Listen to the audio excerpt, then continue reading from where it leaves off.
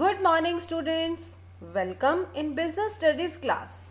In this session we are going to discuss the controlling process, that is the last topic of unit 8. There are 5 steps in controlling process. First one is setting up of standards. Second one is measuring of performance, and third one is compare performance against standards. Fourth one is analyzing deviations, and the last and fifth one is taking corrective measures. Now discuss the first one, that is setting up of standards. A standard means target or the yardstick against which the actual performance is measured.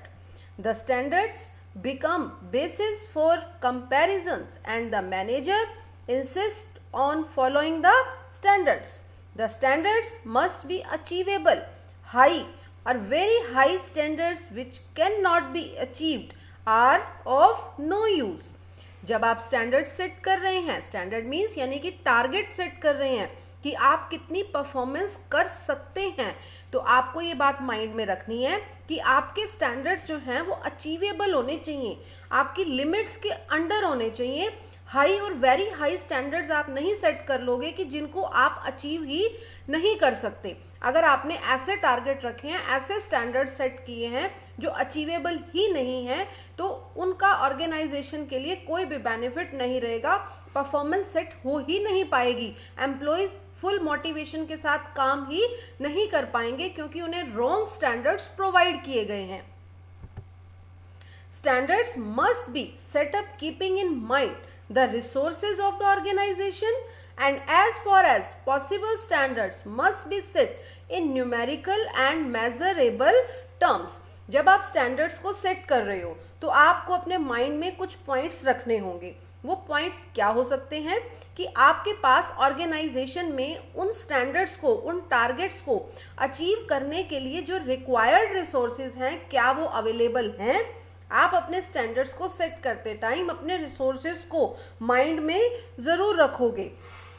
और साथ ही साथ second point आप क्या अपने mind में रखोगे कि आपके जो स्टैंडर्ड्स हैं वो न्यूमेरिकल और मेजरेबल टर्म्स में होने चाहिए. लाइक एग्जांपल लेते हैं कि आपने अपने स्टैंडर्ड सेल डिसाइड की है कि हमारी जो सेल है वो पर एनम 20 लाख होनी चाहिए. It is the long term target.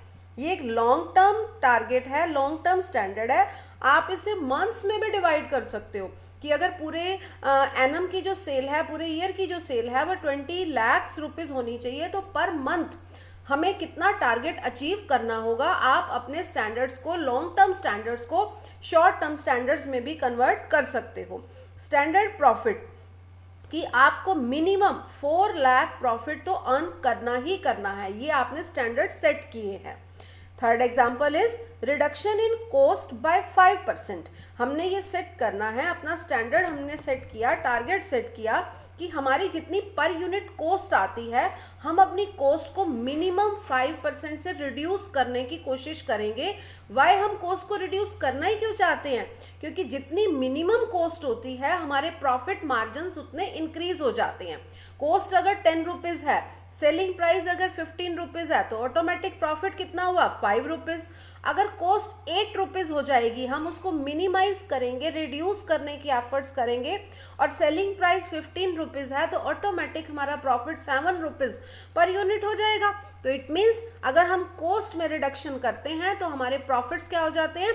Increase हो जाते हैं. तो हमने अपना टारगेट जो है वो न्यूमेरिक और मेजरेबल टर्म्स में शो करने हैं, जिनसे हम अचीव करने में जो है हमारे को इजी रहे, कि हमें पता लगे कि हमें क्या करना है. जैसे हमने सेल करनी है per annum, per year, per month हमें पता होना चाहिए कि हमने कितनी सेल करनी है.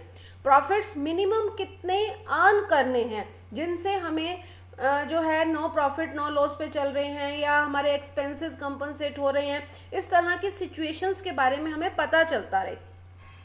हमारी कॉस्ट को हम रिड्यूस जितना करेंगे उतने ही हमारे प्रॉफिट मार्जिन्स क्या हो जाएंगे? इंक्रीज हो जाएंगे. लेकिन मैं ये नहीं कहूँगी कि ऑलवेज ही हमारे जो टारगेट्स हैं, स्टैंडर्ड्स हैं, वो न्यूमेरिकल और मेजरेबल टर्म्स में होते हैं, लेकिन कुछ टाइम हमें इन्हें ही लेकर चलना होता है। लेकिन कई बार क्या होता है कि हमारे जो स्टैंडर्ड्स हैं वो न्यूमेरिकल टर्म्स में नहीं होते, लेकिन फिर भी हम उनको अपने स्टैंडर्ड्स में लेकर चलते हैं, अपने टारगेट्स में लेकर चलते हैं। जैसे क्वालिटी स्टैंडर्ड्स हैं कि हम किस क्वालिटी का माल प्रोड्यूस करेंगे, मैनेजरियल वर्क के स्टैंडर्ड्स हैं, एडमिनिस्ट्रेटिव वर्क के स्टैंडर्ड्स हैं कि हमारे कुछ रूल रेगुलेशंस होते हैं, जिन रूल रेगुलेशंस पर हम काम करते हैं वो सभी मैनेजरियल वर्क्स के स्टैंडर्ड्स में काउंट होते हैं। तो इस तरह से बहुत सारे स्टैंडर्ड्स ऐसे हैं जिन्हें हमें न्यूमेरिक टर्म्स में हम प्रेजेंट नहीं कर सकते, जो रहेंगे आपके क्वालिटी स्टैंडर्ड्स और मैनेजरियल वर्क के स्टैंडर्ड्स, एडमिनिस्ट्रेटिव वर्क्स के स्टैंडर्ड्स। अब सबसे इंपॉर्टेंट बात वो क्या रहेगी कि जो स्टैंडर्ड्स एक बार सेट हो गए, क्या वो परमानेंट हो गए? नो, स्टैंडर्ड्स को टाइम टू टाइम आपको रिवाइज करना है। ठीक है, क्यों रिवाइज करना है? क्योंकि हम बिजनेस एनवायरनमेंट में काम करते हैं और हमारा बिजनेस एनवायरनमेंट जो है वो रेगुलरली चेंज होता रहता है। वहाँ पर कुछ ना कुछ new inventions, new competitors, customer के टेस्ट एंड प्रेफरेंसेस, इन सब में क्या होता रहता है? चेंज होता रहता है। तो एक बार अगर आपने स्टैंडर्ड सेट कर लिए तो आपने उन स्टैंडर्ड्स को रिवाइज ज़रूर करना है, टाइम टू टाइम उनमें चेंज लाना है, तभी आप अपने स्टैंडर्ड्स को जो है वो कंपेयर कर पाओगे अपनी एक्चुअल परफॉर्मेंस के साथ। अगर आपने गलत स्टैंडर्ड सेट कर लिए तो आपकी ऑर्गेनाइजेशन लॉन्ग टाइम तक काम नहीं कर पाएगी। इसीलिए स्टैंडर्ड सेट करना बहुत ही ज़रूरी है। लेकिन सबसे इम्पॉर्टेंट बात यहाँ क्या रहेगी स्टैंडर्ड सेट करने में, कि स्टैंडर्ड्स जो हैं वो अचीवेबल होने चाहिए। आपको अपने रिसोर्सेज को माइंड में रखना है, अपने स्टाफ की एफिशिएंसी को माइंड में रखना है, अपने बिजनेस एनवायरनमेंट को माइंड में रखना है जब आप अपने बिजनेस के जो स्टैंडर्ड्स हैं वो सेट कर रहे हो, कि हमारा स्टाफ कितना टारगेट ले सकता है। ठीक है, कि हमारे जो मैन्युफैक्चरिंग डिपार्टमेंट है उसे ये देखना है कि मेरे वर्कर्स की एफिशिएंसी कितनी है, मेरे वर्कर्स कितना प्रोड्यूस कर सकते हैं, उतना ही उन्हें टारगेट दिया जाए। एक ऑर्गेनाइजेशन का एग्जांपल ले रही हूँ मैं कि ऑर्गेनाइजेशन में 3 टीम्स हैं। फर्स्ट टीम जो है वो बहुत ही एफिशिएंट वर्कर्स की है, second team average efficient workers की है, third team less efficient workers की है। उन तीनों टीमों को अगर ऑर्गेनाइजेशन एक ही जैसे टारगेट दे देती है तो वो उसे पूरा नहीं कर पाएंगे। तो ऑर्गेनाइजेशन ने तीनों टीमों को अलग अलग टारगेट्स देने हैं। फर्स्ट टीम को टारगेट देती है 100 यूनिट पर डे का, सेकेंड टीम को टारगेट देती है 80 यूनिट पर डे का, थर्ड टीम को टारगेट देती है 60 यूनिट पर डे का। तो अगर हमारी ऑर्गेनाइजेशन ने अपने एम्प्लॉयज की एफिशिएंसी को मेजर किया और उसके अकॉर्डिंग उनको टारगेट दिए तो वो टारगेट अचीवेबल होंगे। अगर थर्ड टीम जो है उसे भी 100 यूनिट्स का टारगेट दे दिया जाए तो वो टारगेट उनके लिए वेरी हाई टारगेट होगा, जिसका उनके लिए कोई यूज नहीं होगा। उन्हें पता है कि हम 100 यूनिट प्रोड्यूस ही नहीं कर सकते, तो अपनी एफिशिएंसी से काम ही नहीं करेंगे और जो टारगेट उनका रियल है यानी कि 60 यूनिट्स वो रियल में प्रोड्यूस कर रहे थे वो अब उससे भी कम करने लगेंगे, क्योंकि वो इतने हाई टारगेट को देखकर जो है वो अनबैलेंस्ड हो जाएंगे और वो अच्छे से काम नहीं करेंगे। तो इसीलिए स्टैंडर्ड आपने जब सेट करने हैं मेजरेबल होने चाहिए, न्यूमेरिक टर्म्स में होने चाहिए, रिसोर्स अवेलेबल होने चाहिए और अचीवेबल होने चाहिए। वेरी हाई और हाई टारगेट्स आपको सेट नहीं करने हैं। This is the explanation of first step of the controlling process. Now come to the second one, that is measuring of performance. After setting up of standards, the performance of employees is measured by evaluating the actual work done by the employees. When the performance can be measured numerically, then it is very convenient to measure the performance. While measuring the performance, the quantitative as well as qualitative aspect of performance is kept in mind. देखो, जब आप अपने employees की performance check कर रहे हो तो सबसे इजी वहाँ क्या रहता है कि जब आपने उनको टारगेट जो है वो न्यूमेरिक फॉर्म में दिए हैं, ठीक है, तो आप उनकी जो परफॉर्मेंस है उसे भी न्यूमेरिक फॉर्म में ही मेजर करोगे। लेकिन ये बात ध्यान में रखनी है कि सिर्फ आपने क्वांटिटी को यानी कि न्यूमेरिक फॉर्म्स को ही मेजर नहीं करना, उसके साथ साथ आपने क्वालिटेटिव एस्पेक्ट को भी अपने माइंड में रखना है। ये ना हो कि हमारे एम्प्लॉयज जो हैं वो क्वांटिटी का टारगेट तो पूरा कर रहे हैं और हमारी जो क्वालिटी है वो डाउन होती जा रही है। अगर हमने अपने क्वालिटी स्टैंडर्ड्स को मेंटेन नहीं रखा तो हमारे पास नंबर ऑफ रिजेक्शंस और सेल्स रिटर्न जो हैं वो इंक्रीज हो जाएंगे, क्योंकि क्वालिटी अगर जो है वो डाउन होने लगी तो आपका माल मार्केट में रिजेक्ट होता जाएगा, सेल्स रिटर्न जो हैं वो इंक्रीज होते जाएंगे, लोग खरीदेंगे, उन्हें पसंद नहीं आएगी क्वालिटी, वो आपको वापस करेंगे माल। तो इसीलिए अगर आप ये चाहते हो कि आपकी लो स्टैंडर्ड ऑफ क्वालिटी इंडिकेट ना हो तो आपने अपने जो परफॉर्मेंस हैं वहाँ पर आपने क्वालिटेटिव एस्पेक्ट को भी क्वांटिटेटिव एस्पेक्ट के साथ मेजर करना है। हर एम्प्लॉय ने कितना प्रोडक्शन किया न्यूमेरिक फॉर्म्स में, 100 यूनिट प्रोड्यूस किए, 80 यूनिट प्रोड्यूस किए, 60 यूनिट प्रोड्यूस किए। इसके साथ साथ आपने ये भी ज़रूर चेक करना है कि जिस स्टैंडर्ड को हमने उन्हें प्रोड्यूस करने के लिए दिया है, standard A, standard B, quality A, quality B, grade A, grade B, जिस क्वालिटी जिस ग्रेड का माल आप प्रोड्यूस करना चाहते हो, क्या आपके एम्प्लॉयज उसी क्वालिटी का माल प्रोड्यूस कर रहे हैं या नहीं कर रहे हैं। तो must keep in mind qualitative as well as quantitative aspects while measuring the performance. Come to the third one, that is compare performance against standard. After measuring the performance, the manager compares the actual performance with the planned performance and the standards.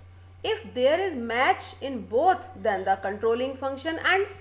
जब आपने first step किया यानी कि उनको target दिए, standard दिया कि एक टीम को 100 यूनिट्स प्रोड्यूस करने हैं, फिर आपने सेकेंड स्टेप यूज किया, उनकी परफॉर्मेंस को मेजर किया। अगर वो 100 यूनिट प्रोड्यूस कर लेते हैं यानी कि जो टारगेट उन्हें दिया गया था वो अपने टारगेट को अचीव कर लेते हैं, तब वहां पर कंट्रोलिंग प्रोसेस की कोई रिक्वायरमेंट नहीं रहती।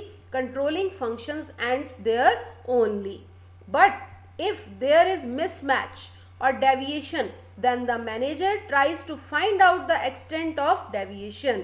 अगर deviation आ रही है, difference आ रहा है, 100 यूनिट का टारगेट दिया गया था, कोई 80 यूनिट प्रोड्यूस कर रहा है, कोई 110 यूनिट प्रोड्यूस कर रहा है, यानी कि डेविएशन आ रही है, तब हमें मैनेजर्स को पॉइंट आउट करना पड़ेगा। If the deviation is minor then it should be ignored. अगर आपके एम्प्लॉयज 100 के प्लेस पर 98 और 90 यूनिट्स 98 एंड 99 यूनिट्स प्रोड्यूस कर रहे हैं, तब आपको उस डेविएशन को इग्नोर करना पड़ेगा। दैट इज माइनर डेविएशन, कि एम्प्लॉय ने 1 या 2 यूनिट ही कम प्रोड्यूस किए हैं। कई बार इलेक्ट्रिसिटी प्रॉब्लम है, मशीनरी की इनएफिशिएंसी हो गई है, या रिसोर्सेज में, रॉ मटेरियल्स में कुछ कमी आ गई थी, ठीक है, इस तरह से कुछ सॉलिड रीजंस हो सकते हैं, एम्प्लॉय को लीव लेनी पड़ गई थी, ठीक है, तो उस वजह से भी हमारी जो है वो ऐसी डेविएशंस आ सकती हैं जो माइनर डेविएशंस होती हैं, उन्हें हमें इग्नोर करना पड़ता है। But if the deviation is more than, timely actions must be taken. अगर डेविएशन ज़्यादा है कि एम्प्लॉय को 100 यूनिट प्रोड्यूस करने थे बट वो 80 यूनिट प्रोड्यूस कर रहा है, ठीक है, तो आपको जो है टाइमली एक्शन लेना रिक्वायर्ड रहेगा। डेविएशंस जो हैं वो 2 टाइप्स की हो सकती हैं, one is positive deviation and one is negative deviation. आपने एम्प्लॉय को टारगेट दिया 100 यूनिट्स का, एम्प्लॉय ने प्रोड्यूस किया 80 unit, this is called negative deviation. आपने एम्प्लॉय को टारगेट दिया 100 यूनिट का, एम्प्लॉय प्रोड्यूस करता है 110 unit, this is called positive deviation. दोनों ही डेविएशंस में आपको करेक्टिव मेजर्स लेने हैं, आपको चेक करना है। ये नहीं सोचना कि पॉजिटिव डेविएशन आ रही है, 100 का टारगेट दिया था 110 ले रहा है, यहाँ क्या चेक करने की रिक्वायरमेंट है, नो। अगर एम्प्लॉय पॉजिटिव डेविएशन में आ रहा है तब भी 2 रीजन हो सकते हैं, कि एक तो एम्प्लॉय बहुत ज़्यादा एफिशिएंट है, उसे कम टारगेट दिया गया, उसका टारगेट बढ़ा दो, क्योंकि अगर कोई एम्प्लॉय अच्छा कर सकता है तो उससे हमें ज़्यादा काम लेना चाहिए, ये नहीं कि हम उसे कम काम दें, नहीं।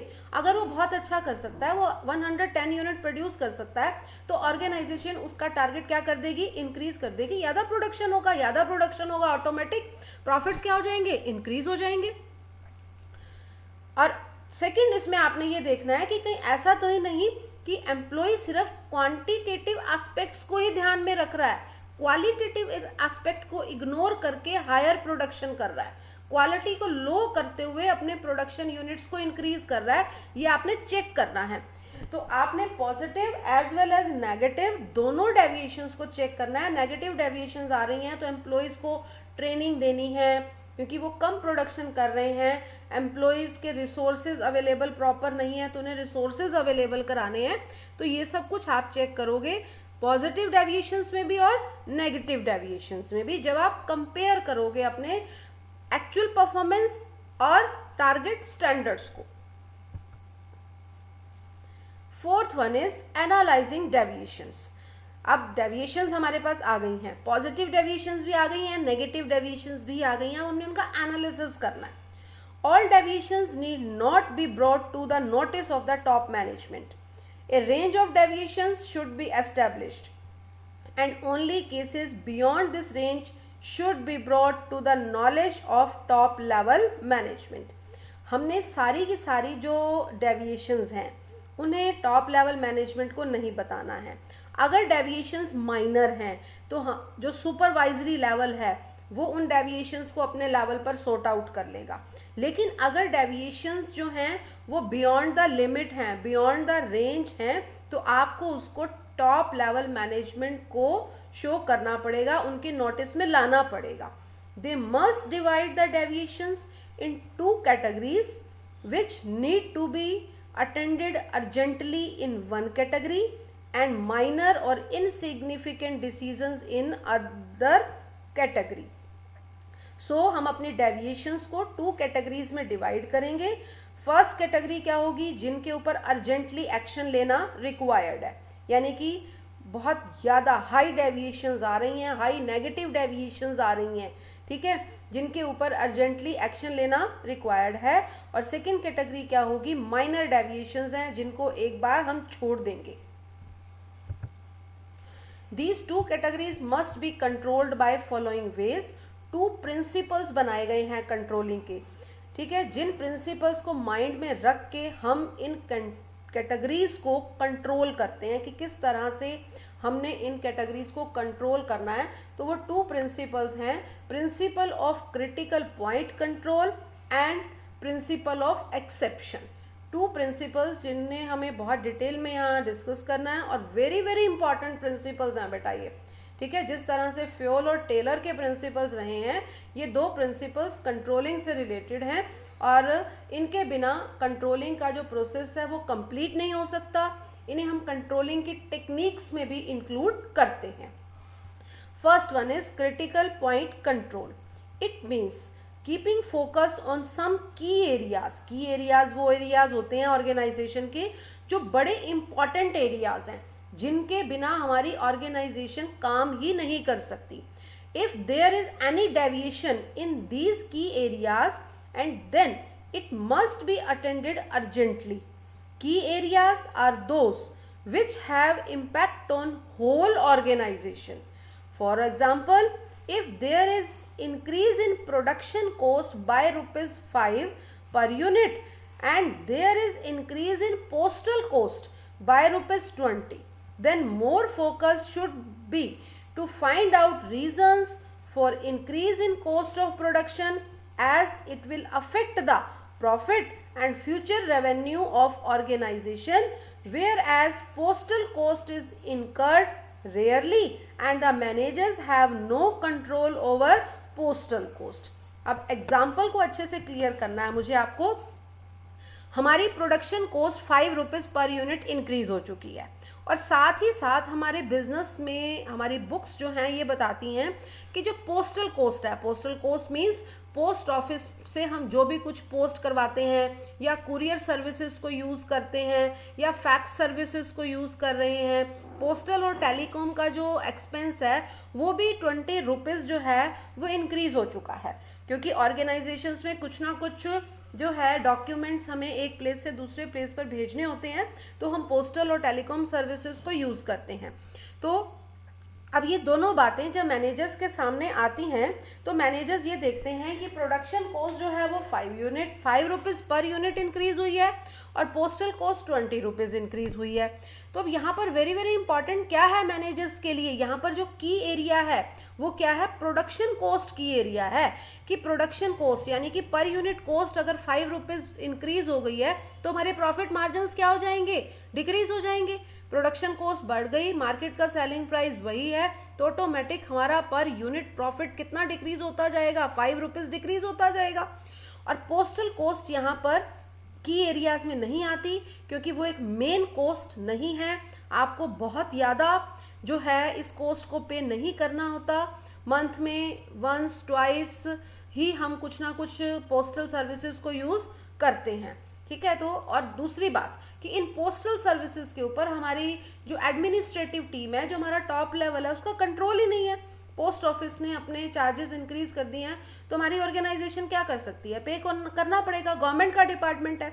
कुरियर सर्विसेज वालों ने, फैक्स वालों ने अपने चार्जेस इंक्रीज कर दिए हैं तो पे करने पड़ेंगे क्योंकि वो आउटसाइड एनवायरनमेंट है बिजनेस का, जिसके ऊपर हमारा कंट्रोल नहीं है। हम कंट्रोल कहाँ कर सकते हैं, अपनी कॉस्ट को मिनिमाइज कर सकते हैं, अपनी प्रोडक्शन कॉस्ट को मिनिमाइज करने के लिए एफर्ट्स कर सकते हैं। तो अगर मैनेजर्स के सामने ये पॉइंट आता है कि हमारी कॉस्ट ऑफ प्रोडक्शन इंक्रीज हो रही है तो उसे टॉप लेवल के नोटिस में लाना चाहिए। This is the point of critical point control.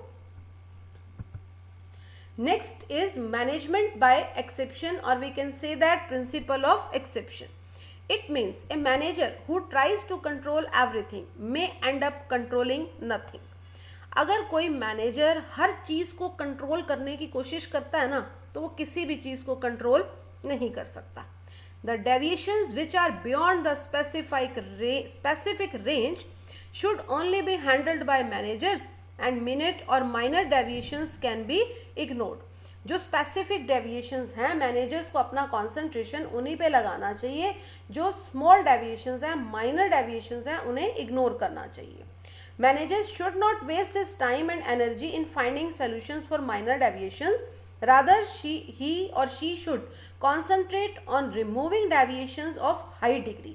जो हाई डिग्री की डेविएशंस हैं उन पर ज़्यादा कॉन्सेंट्रेट करना चाहिए। जो मतलब लेस डेविएशंस हैं, माइनर डेविएशंस हैं, उन्हें सुपरवाइजर्स को दे देना चाहिए, वो सुपरवाइजरी लेवल अपने लेवल के ऊपर उन्हें सॉल्व कर लेगा।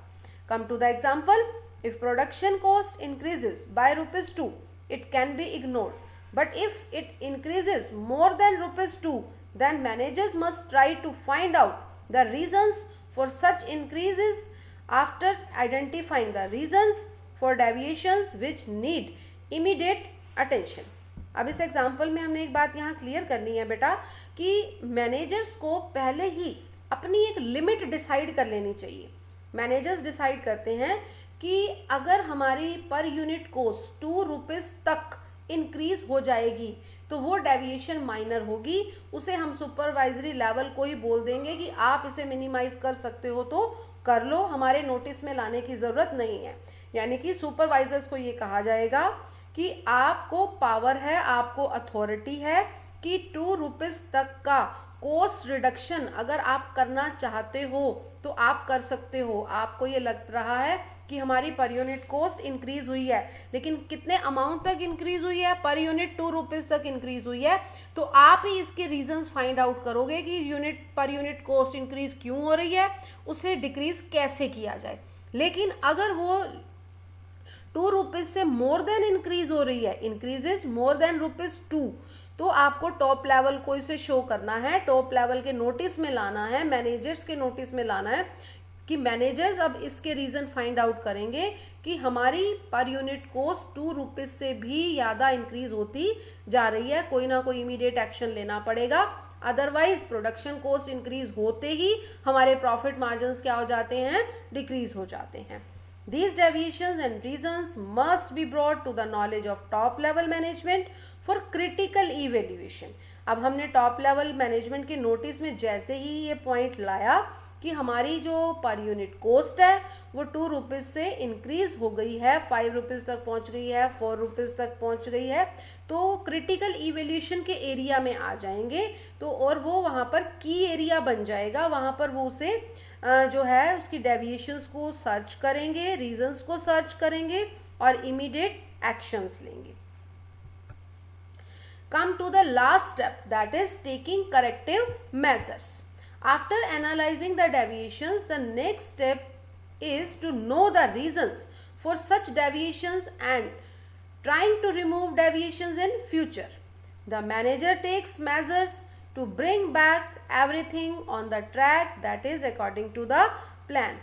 जब आपने एक्चुअल परफॉर्मेंस को मेजर कर लिया, एक्चुअल परफॉर्मेंस का कंपैरिजन कर लिया आपने स्टैंडर्ड्स के साथ, फिर जो डेविएशंस आई उन डेविएशंस का आपने एनालिसिस कर लिया. उस एनालिसिस के बाद आपने कुछ एक्शंस लेने हैं, करेक्टिव एक्शंस लेने हैं कि हमारी जो डेविएशंस आ रही हैं वो फ्यूचर में रिपीट ना हो. तो वो करेक्टिव एक्शंस क्या हो सकते हैं आपके? Let the situation remain same if the deviations are minor. ठीक है, अगर डेविएशंस हैं ही माइनर तो आप बहुत ज़्यादा उसके ऊपर कंट्रोल करने के लिए एफर्ट्स नहीं करोगे. आपका सुपरवाइजरी लेवल वहाँ पर लिटिल बिट एफर्ट्स शो करेगा और उन डेविएशंस को रिमूव कर लेगा. रीडिज़ाइन और रीफ्रेम द प्लान्स और strategies if these are overstated और not matching with the present day business environment. अगर हमारे जो टारगेट्स हैं, हमारी जो अचीवमेंट्स हैं, हमारे जो एक्चुअल परफॉर्मेंसेस हैं, वो हमारे बिजनेस एनवायरनमेंट, जो करंट बिजनेस एनवायरनमेंट चल रहा है, उसके साथ मैच ना होने की वजह से अचीव नहीं हो पा रहे हैं, तो हमें अपने टारगेट्स को, अपने प्लान्स को, अपनी स्ट्रेटजीज को क्या करना पड़ेगा? चेंज करना पड़ेगा. ठीक है, तभी हम अपने टारगेट्स को अचीव कर सकते हैं. Third measure is taking corrective measure to improve the performance so that the in future it match with the plan. हमने ऐसे मेजर्स लेने हैं कि जिससे हमारी जो परफॉर्मेंस है वो इम्प्रूव हो सके. लाइक एम्प्लॉयज़ को ट्रेनिंग देनी है, अपनी मशीनरी को चेंज करना है, उसमें कोई रिपेयर की रिक्वायरमेंट है तो उसे रिपेयर करवाना है. सुपरवाइजरी लेवल के एम्प्लॉयज़ कम हैं, एम्प्लॉयज़ का प्रॉपर सुपरविज़न गाइडेंस नहीं हो पा रहा है, तो वहाँ पर न्यू एम्प्लॉयज़ अपॉइंट करने हैं. इस तरह से according to the organisational environment हमें जो भी स्टेप रिक्वायर्ड हैं वो स्टेप हम यहाँ लेंगे ताकि हम अपने टारगेट को अचीव कर सकें. फाइनली फीडबैक लेंगे हम यहाँ पर. The controlling function does not and by taking corrective action. वैसे तो हमने ये डिस्कस किया कि हमारे कंट्रोलिंग फंक्शन के जो कंट्रोलिंग के प्रोसेस हैं, these are 5 in steps, but जो टेकिंग करेक्टिव एक्शन था, जो कि हमारा लास्ट स्टेप था, सिर्फ वही करने से ही हमारा कंट्रोलिंग फंक्शन कंप्लीट नहीं हो जाता. It is a continuous process. उसमें अगेन हम फर्स्ट स्टेप पर आ जाते हैं. फर्स्ट स्टेप क्या था हमारा? दोबारा से हम स्टैंडर्ड्स को क्या करते हैं? सेट करते हैं. After suggesting the corrective measure a feedback report is prepared. Feedback refers to the list of reasons for deviations, क्यों डेविएशंस आई थी, और for inefficiency in overall working of organization. Along with reasons, the corrective measures are also specified in the feedback report, and feedback acts as a base to establish the standard for next year. अब जो feedback pro forma हमारे employees हमें fill करके देंगे, हमारा जो एक particular managers का लेवल है जिन्होंने करेक्टिव मेजर्स इम्प्लीमेंट किए, वो ये हमें एक फीडबैक देंगे. टॉप लेवल को एक फीडबैक देंगे वो कि हमारे एरिया में ये पर्टिकुलर ये डेविएशंस थी, उन डेविएशंस को रिमूव करने के लिए हमने ये पर्टिकुलर मेजर्स इम्प्लीमेंट किए, और उनके इम्प्लीमेंटेशन के बाद हमारे पास ये आउटपुट आया, पर्टिकुलर रिजल्ट्स क्या आए. अब उन रिजल्ट्स को देखते हुए हमारा टॉप लेवल हमारे नेक्स्ट ईयर के स्टैंडर्ड्स को सेट करेगा. यानी कि controlling process again starts with first step. That's all about the controlling process. Thanks and have a nice day.